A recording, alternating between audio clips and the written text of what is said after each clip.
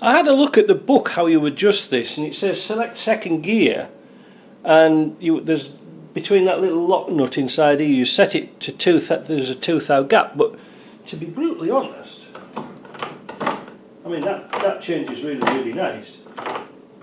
There's second gear. Is it? No, wait a minute. I'll get it right in a minute. The wrong bloody gear. That's first. That's second. That's it. Well, wrong way. So there should be a 2/1000 gap between there, and make sure that gear is going to turn freely. Now, might have to. I'll tell you something. I'm going to take the cover off this because remember we've used different casings.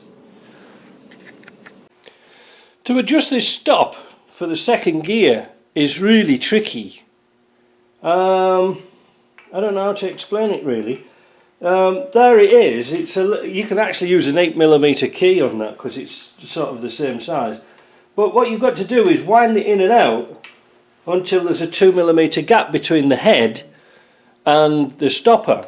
Well, that's easy enough. But how do you know it's in second gear? Well, that's the problem. What you have to do is literally feel with the gear stick where the detent's in its right place, if you see what I mean. Like the springs in here where it's going to lock it in. You know, that seems nice to me. There's first and second, third and fourth. But the second is a bit of a... And it says you need a 2/1000 gap between the bolt head and the stopper. Well, we've got that anyway. So I don't think there's much really point in altering that much further. I'm going to lock up the lock nut. It's one of those things that it can alter on the car when it's on. This cover, by the way, I couldn't get that bolt out at all. It wouldn't have it. It was tight as a tiger. So we don't put it back on. I couldn't get it out. Is there a gasket to go on there? No. Oh, is there? Is there a gasket? Is that it? No. No, there isn't, because there's no oil around that area. Very tight though, did I mention? There we go. So, next thing, again, the reverse, all it says in the book is adjusted, so it's a nice easy snap in. So the idea about it is this. Let's get the flashlight out again. If you can see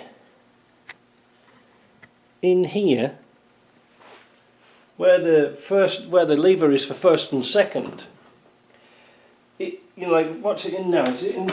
That's in neutral now, but it easily goes into first and second, if you see what I mean.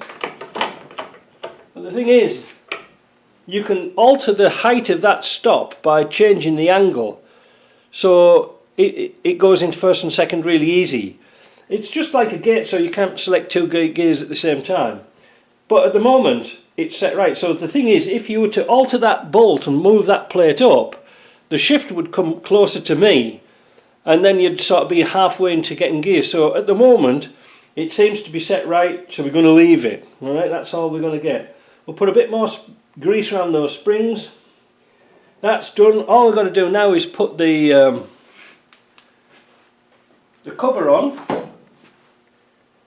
I just happen to have a brand new one. And then that's it for that piece, I think. Yeah. We're all done. We just need to fit this, which is a pain, but it's necessary to stop the water getting in. Now, there's an interesting fact why they have this this arrangement with the shaft sticking out of here.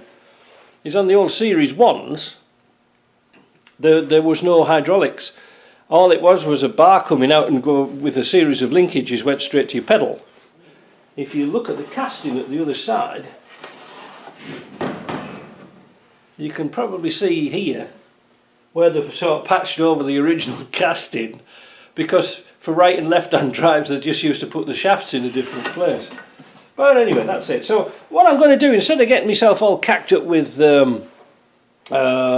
contact adhesive, I'm going to put this on first and then put a little bit of contact adhesive in it.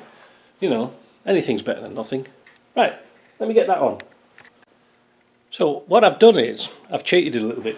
I've put the rubber on first and pushed it inside the housing, because we've got to fit the pin through the hole of the linkage. Now what I've done is I've got a bit of grease.